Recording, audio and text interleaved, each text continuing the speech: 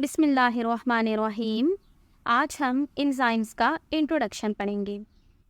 Life would not be possible without metabolic activities of the cell.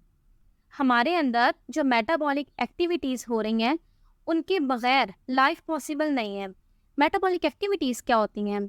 Metabolic activities का मतलब होता है chemical reactions. हमारी बॉडी के अंदर जितने भी केमिकल रिएक्शंस हो रहे हैं उन सबको मिलाकर कहते हैं मेटाबॉलिक एक्टिविटीज़, या फिर सिंपल अल्फाज में बोल दे मेटाबॉलिज्म। आपको पता ही है कि हमारे अंदर हर वक्त कोई ना कोई रिएक्शन हो ही रहा होता है।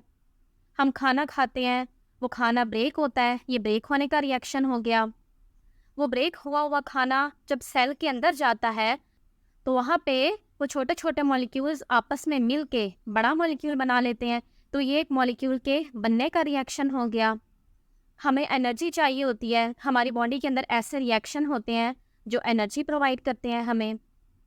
तो हमारे अंदर हर वक्त केमिकल रिएक्शंस मुसलसल हो रहे हैं, लेकिन ये जो केमिकल रिएक्शंस हमारी बॉडी के अंदर हो रहे हैं, इन रिएक्शंस के होने की स्पीड को एंजाइम्स इंक्रीज करते हैं।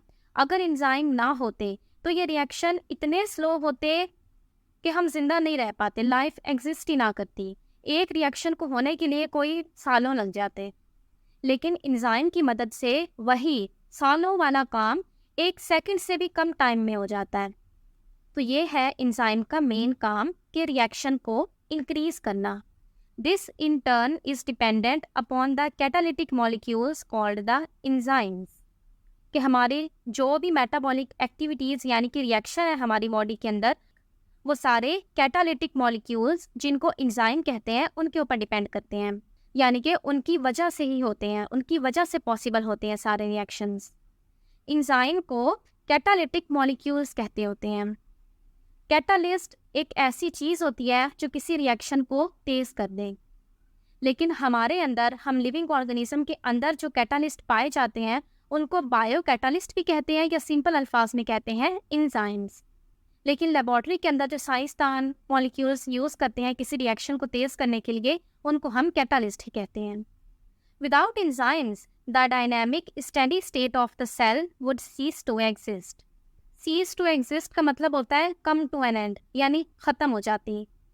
एंजाइम के बगैर हमारी जो लाइफ है वो बरकरार नहीं रह पाती। इस नीचे वाले पैराग्राफ में वही बातें लिखी है जो मैंने आपको अभी बताई हैं कि हमारी बॉडी के अंदर कुछ चीज़ें बन रही हैं, सिंथेसाइज हो रही हैं, यानी लार्ज मॉलिक्यूल्स बन रहे हैं किसी रिएक्शंस के अंदर। कुछ रिएक्शंस ऐसी हो रही हैं जिनके अंदर लार्ज मॉलिक्यूल्स क्लीव हो रहे हैं, यानी कि ब्रेक हो रहे हैं। कुछ रिएक्शंस ऐसे होते हैं जो एनर्जी को इस्तेमाल करते हैं, यानी यूटिलाइज करते हैं। कुछ रिएक्शंस ऐसे होते हैं जो एनर्जी को रिलीज करते हैं। और एंजाइम के बगैर ये सब बहुत लो रेट पे हो रहे होते हैं। लिविंग ऑर्गेनिजम्स यानी कि हमारी कुछ कंडीशंस हैं, जैसे हमारा एक ख़ास टेम्परेचर है 37 डिग्री सी, और एटमॉस्फेरिक प्रेशर, वही जो प्रेशर आम दुनिया में मौजूद है 1 atm, वही है हमारे लिए। तो ये कंडीशंस रिएक्शन को कराने के लिए बहुत थोड़ी हैं। जब लैब में साइंसदान रिएक्शन करते हैं ना, तो वो प्रेशर को और टेम्परेचर को चेंज भी कर सकते हैं, तो उनके ज़रिए भी रिएक्शन की स्पीड चेंज हो जाती है। लेकिन हमारे लिए तो ये वैल्यूज़ फिक्स है और हम इनको चेंज भी नहीं कर सकते। चेंज करेंगे तो हमें नुकसान होगा। तो इसलिए अल्लाह ताला ने हमारे अंदर एंजाइम बनाए हैं जो रिएक्शन को स्पीड अप करते हैं। The biocatalysts are called enzymes. The term enzyme was coined by Frederick Wilhelm Kuhne. Enzymes may be defined as organic substances capable of catalyzing specific chemical reactions in the living system. ये जो लफ्ज़ है enzyme, ये Frederick Wilhelm queue इसने तजवीज़ किया था, यानी इसने इस नाम को बताया था। और एंजाइम की डेफिनेशन होती है कि एंजाइम ऑर्गेनिक सब्सटेंसेस हैं, यानी मॉलिक्यूल्स हैं लेकिन ऑर्गेनिक मॉलिक्यूल्स हैं। ऑर्गेनिक और इनऑर्गेनिक मॉलिक्यूल्स होते हैं, आपको पता ही होगा। ऑर्गेनिक मॉलिक्यूल्स वो होते हैं जिनमें एक साथ कार्बन और हाइड्रोजन मौजूद हों, और हमारे अंदर जो मॉलिक्यूल्स पाए जाते हैं वो तकरीबन आधे से ज़्यादा तो ऑर्गेनिक ही हैं। जैसे हमारे अंदर कार्बोहाइड्रेट्स, लिपिड्स, प्रोटीन्स, ये सब चीज़ें होती हैं जो हमने पिछले चैप्टर में पढ़ी हैं, ये सारे ही ऑर्गेनिक मॉलिक्यूल्स हैं। तो एंजाइम्स भी ऑर्गेनिक मॉलिक्यूल्स हैं और इनका काम होता है केमिकल रिएक्शंस को कैटालाइज करना, यानी उनको स्पीड अप करना। Just few years ago, it was considered that all enzymes were proteins. सालों पहले ये समझा जाता था कि enzymes मुकम्मल प्रोटीन के बने होते हैं, लेकिन 1980s में दो साइंसदान थे, थॉमस चेक और सिडनी ऑल्टमैन, इन दोनों ने बताया कि कुछ आरएनए के मॉलिक्यूल्स, आरएनए यानी कि राइबो न्यूक्लिक एसिड, ये पिछले चैप्टर में हमने पढ़ा है आरएनए मॉलिक्यूल्स को, ये भी एंजाइम्स के तौर पे काम करते हैं। तो आरएनए के जो मॉलिक्यूल्स एंजाइम्स के तौर पे काम करते हैं उनको हम कहते होते हैं राइबोजाइम्स। और हमारी बॉडी के अंदर जो जेनेटिक इन्फॉर्मेशन यानी डीएनए वगैरह से रिलेट जो रिएक्शन होते हैं ये खास उन पर ही काम करते होते हैं। But generally enzymes are proteinaceous, लेकिन आमतौर पर एंजाइम्स प्रोटीन के ही बने होते हैं। बहुत कुछ ऐसे हैं जो आरएनए के बने होते हैं। अब आगे एंजाइम की कुछ कैरेक्टरिस्टिक्स लिखी हुई हैं, उनको बारी बारी देख लेते हैं। Enzymes are biocatalyst produced in the protoplasm synthesized in the cell. Enzymes cell के अंदर बनते होते हैं और सेल के अंदर जो प्रोटोप्लाज्म है वो इनको बनाता है। Most of the enzymes are proteinaceous in nature. ज़्यादातर एंजाइम्स मुकम्मल प्रोटीन के ही बने होते हैं, प्रोटीनेशियस होते हैं। Macromolecules of globular protein with high molecular weight. जो बड़े बड़े प्रोटीन के मॉलिक्यूल्स होते हैं वो काम करते होते हैं एंजाइम के तौर पे। हमने पिछले चैप्टर के अंदर जब प्रोटीन पढ़ा था तो उसके अंदर हमने प्रोटीन की टाइप पढ़ी थी globular protein.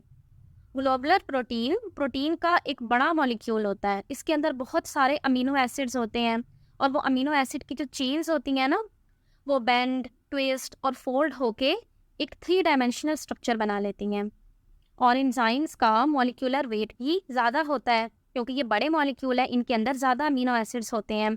They are either consist of protein, या तो ये मुकम्मल प्रोटीन के ही बने होते हैं, जैसे कि एंजाइम है हमारे पास अमाइलेज या पेप्सिन, ये मुकम्मल प्रोटीन के बने होते हैं। और may contains along with protein a non protein part. लेकिन कुछ एंजाइम ऐसे होते हैं जिनके अंदर प्रोटीन के साथ थोड़ा सा हिस्सा नॉन प्रोटीन भी होता है।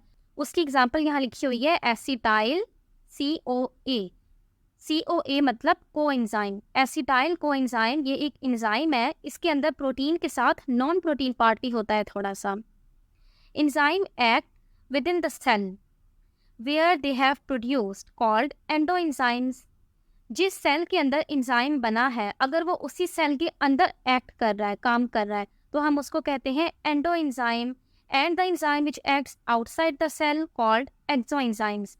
लेकिन कुछ एंजाइम सेल से बाहर आकर काम करते होते हैं, उन एंजाइम्स को हम कहते हैं एक्सोएंजाइम्स। जैसे जब हम खाना खाते हैं तो हमारा खाना स्टमक में जाता है, स्टमक के बाद वो स्मॉल इंटेस्टाइन में जाता है, तो खाने की डाइजेशन स्टमक में भी होती है, स्मॉल इंटेस्टाइन में भी होती है।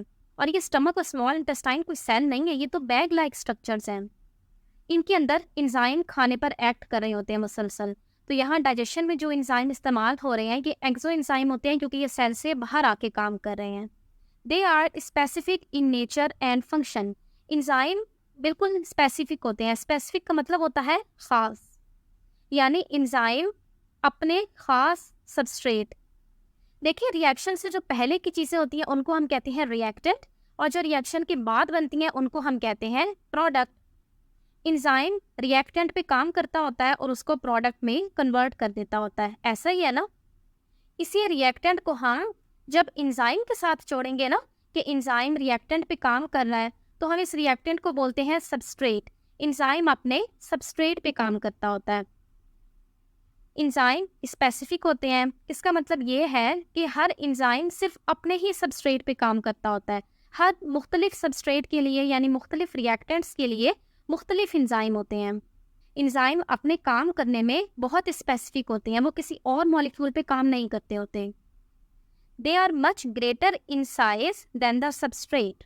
एंजाइम का साइज सबस्ट्रेट से बड़ा होता है। देखिए एंजाइम अगर बड़ा होगा तभी तो सबस्ट्रेट उसके अंदर एंटर होगा ना, और फिर एंजाइम उसके ऊपर काम करेगा और उसको प्रोडक्ट में चेंज करेगा।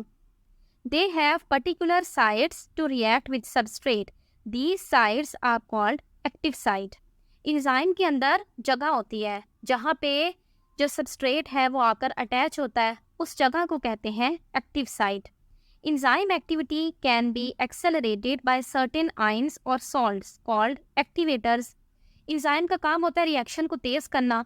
कुछ चीज़ें हैं जो एंजाइम के रिएक्शन को और तेज कर देती हैं, यानी एंजाइम की एक्टिविटी को और बढ़ा देती हैं। उन चीज़ों को हम कहते हैं एक्टिवेटर्स, और वो आमतौर पे कोई आयंस वगैरह ही होते हैं, जैसे कि Mn manganese, Mg magnesium, Cn negative यानी कि chloride ions. Enzyme can be inhibited by certain factor called inhibitors. कुछ चीज़ें होती हैं जो एंजाइम की एक्टिविटी को डिक्रीज करती हैं, कम करती हैं, उसे रोकने की कोशिश करती हैं, उनको हम कहते हैं इनहिबिटर्स। जैसे एक्टिवेटर्स इंक्रीज करती हैं, वैसे इनहिबिटर्स डिक्रीज करती हैं। इनहिबिटर्स में क्या क्या आ जाता है? Substrate concentration, enzyme concentration, pH और टेम्परेचर।